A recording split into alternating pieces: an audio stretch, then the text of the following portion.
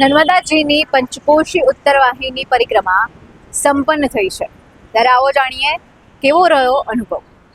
હું છું આયુષી અને વાત કરી રહી છું નર્મદા પંચકોશી પરિક્રમાની. એટલે કે ચૈત્રવદ અમાસના રોજ સમાપન થયું છે. ઉલ્લેખનીય છે કે 29 માર્ચથી શરૂ થયેલી આ પરિક્રમા 27 એપ્રિલ રાત્રે 12 વાગે પૂર્ણ થઈ ચૂકી હતી.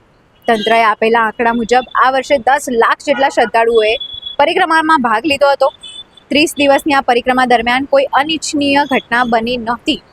તંત્રએ તમામ શ્રદ્ધાળુઓને સહકાર બદલ આભાર વ્યક્ત કર્યો છે. ત્યારે જનતાએ જે આ પરિક્રમામાં ભાગ લીધો છે તેમણે પણ સરકારને આભાર વ્યક્ત કરવાનું બાકી રાખ્યું છે, કારણ કે એટલી જ સહુલિયત સરકાર તરફથી પણ આપવામાં આવી હતી અને સુખી શાંતિથી સંપૂર્ણ રીતે તેઓ પોતાની પરિક્રમા પૂરી કરી શકે એવી વ્યવસ્થા કરાઈ હતી. આવી જ અવનવી માહિતી માટે જોતા રહો અસ્મિતા ભારત.